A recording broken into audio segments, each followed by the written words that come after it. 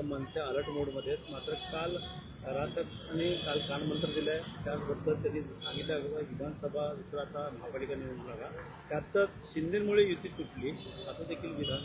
मला असं वाटतं की विधानसभेला 3 पक्ष एकत्र लढले, 3 पक्ष एकत्र आमच्या विरोधात लढले. एका बाजूला शिवसेना, राष्ट्रवादी काँग्रेस आणि भारतीय जनता पक्ष, आणि दुसऱ्या बाजूला शिवसेना, राष्ट्रवादी काँग्रेस आणि काँग्रेस असे 3 पक्ष एकत्र लढत असताना महाराष्ट्र नवनिर्माण सेना आम्ही एकट्या लढलो.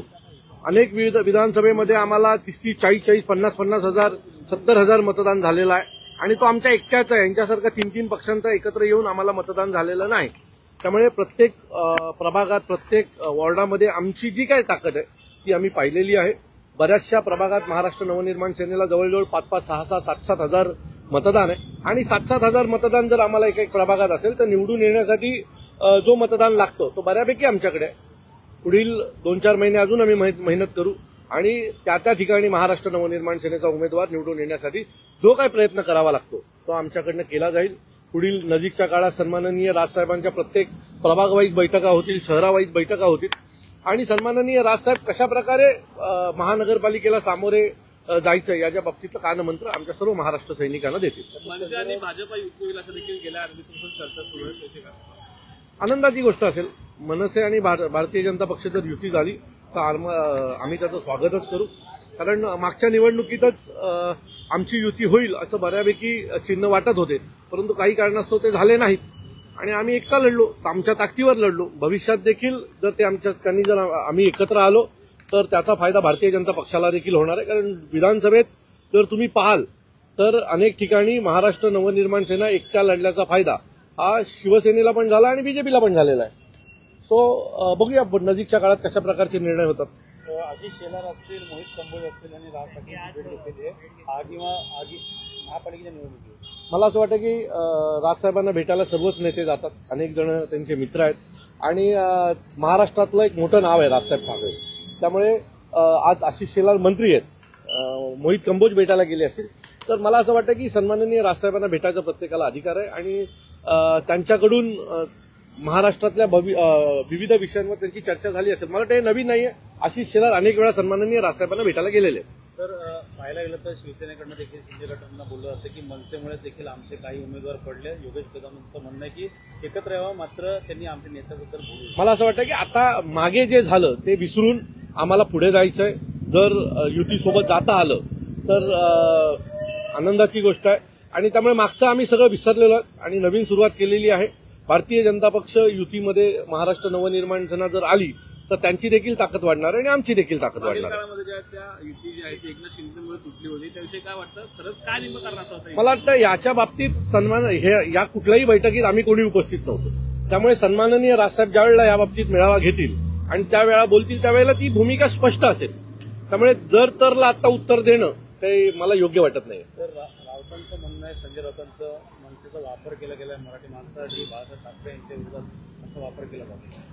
खरं तर शिवसेना आणि शिवसेनेला संपवण्याचं या महाराष्ट्रात जर सगळ्यात मोठं पाप जर कोणी केलं असेल तर ते संजय राऊतांनी केलं. 2019ला ज्या पद्धतीने अभद्र युती त्या माणसांनी केली आणि काँग्रेस सोबत गेले, त्याच दिवसापासून शिवसेनेची उतरता काळात सुरू झाली होती. त्याची फक्त तारीख निश्चित व्हायची बाकी होती. ती तारीख आता निश्चित झाली. तर मला असं वाटतं की जर बाळासाहेबांचा पक्ष आणि मराठी माणसाची लाज काढण्याचं जर काम कोणी केलं असेल तर ते संजय राऊतांनी केलेलं आहे. त्यामुळे संजय राऊतांनी मनसेचा विचार करू नये. आम्ही पुन्हा उभे राहू, पुन्हा आमच्या ताकदीवर उभे राहू. बाळासाहेबांना पण उभं राहायला 37 वर्ष लागली होती. त्यामुळे आम्हाला काही घाई नाहीये. संजय राऊतांना सत्तेत बसण्याची घाई असते, संजय राऊतांना मुख्यमंत्री बसवायची घाई असते, संजय राऊतांना विरोधी पक्षनेता बसवायची घाई असते. त्यामुळे संजय राऊत हा शिवसेना पक्ष घेऊन डुबतील एवढं नक्की. मला वाटतं आगामी महापालिका निवडणुकी बघता आता भाजप देखील स्वबळावरती नारा दिलाय, शिवसेने दिलाय. या महापालिकेत महापौर त्यांचाच बसेल भाजपमध्ये, मात्र यंदा टार्गेट तुमचं कशा प्रकारचं असणार आहे? हे बघा, आम्ही आमचं काम करतोय. आम्ही आमच्या ताकदीवर लढायचं जे काय प्रयत्न आहेत ते आम्ही करणार आहोत. आम्ही आमचा जो कॅडर आहे, आमचे महाराष्ट्र सैनिक आहेत, त्यांनी त्यांच्या प्रभागातनं काम सुरू केलेलं आहे. आमच्या शाखाध्यक्षांनी त्यांच्या प्रभागातनं काम सुरू केलं आहे, आणि कोणाचा महापौर बसेल हा वेळ ठरवेल ना. आता काही दिवसापूर्वी मला असं वाटतं की अशी स्थिती नव्हती की भारतीय जनता पक्षाची सरकार या महाराष्ट्रात येईल, आली ना. त्यामुळे कुठलीही गोष्ट अशक्य नाही.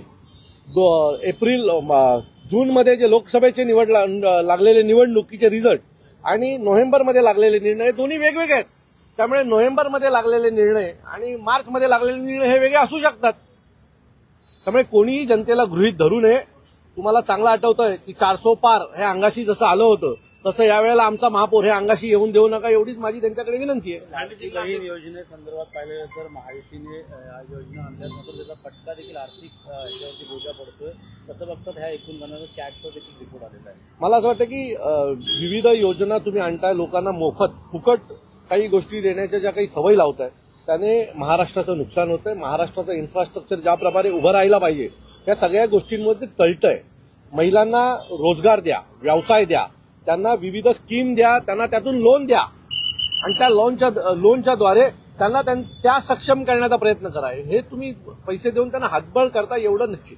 ठाणे जिल्ह्याचे अध्यक्ष आहेत भाजपचे, ते असे म्हणाले होते की आगामी काळामध्ये ठाणे महानगरपालिकेवरती आमचाच महापौर बसेल, परंतु मनसे आणि भाजपने झाले तर मनसेचा महापौर असेल का?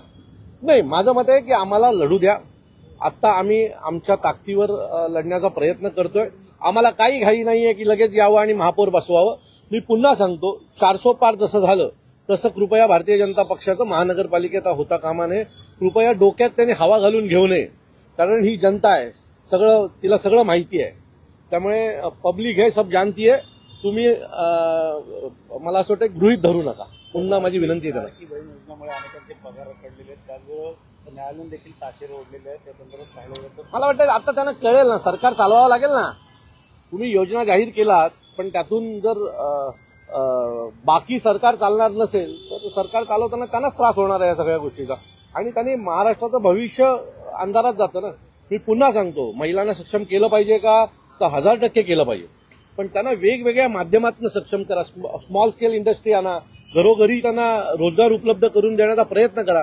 मला वाटतं हा एक शॉर्ट पर्याय आहे. त्याच्यापेक्षा एक लॉंग टर्म पर्याय जर महाराष्ट्र शासनाने उभा केला तर तो जगभरात किंवा देशभरात त्याचं एक पॅटर्न तयार होईल आणि तो संपूर्ण देशासाठी त्याचा उपयोग होईल. टोल संदर्भात तुम्ही अनेक आतापर्यंत आंदोलन केले, तर आता अशातच ज्या 4 चाकी वाहनं आहेत त्याच्यावरती फास्टॅग जे आहे ते अनिवार्य केलेले आहे. मला वाटतं बऱ्यापैकी आता आमचं जे मुख्य पॉईंट होते मुंबई, त्यातून ते अनिवार्य मोकळे झालेले आहेत. त्यामुळे जर तुम्हाला आता मोठ्या रोडनी प्रवास करायचा असेल समृद्धी महामार्गाने तर उत्तम झालेला आहे समृद्धी महामार्ग. तुमचे पैसे वाचतात, अनेक किलोमीटर वाचतात, डिझेलचा खर्च वाचतो. तर त्यातले थोडेसे पैसे मला असं वाटतं की सरकारला दिले गेले पाहिजे. तर राज्यात पाहिलं तर संतोष देशमुख असतील, धनंजय मुंडे प्रकरण मोठं गाजते, राजीनाम्यासंदर्भात मागणी होते. मला असं वाटतं की माझा विषय हा ठाणे जिल्ह्यापुरता मर्यादित आहे आणि मला संतोष देशमुखांच्या कुटुंबासोबत महाराष्ट्र नवनिर्माण सेना आहेच आणि त्यांच्यावर जो काही दुःखाचा डोंगर कोसळलाय त्यांना मला वाटतं सन्माननीय राजसाहेब देखील भेट देतीलच नजीकच्या काळात, ज्यावेळेला महाराष्ट्राच्या दौऱ्यावर निघतील त्यावेळेला. पण मला वाटतं आता जे विषय आहेत हे ठाणे जिल्ह्यातले आहेत, महानगरपालिकेच्या निवडणुकीत आहेत आणि त्या संदर्भात मी बोललेलो आहे. धन्यवाद.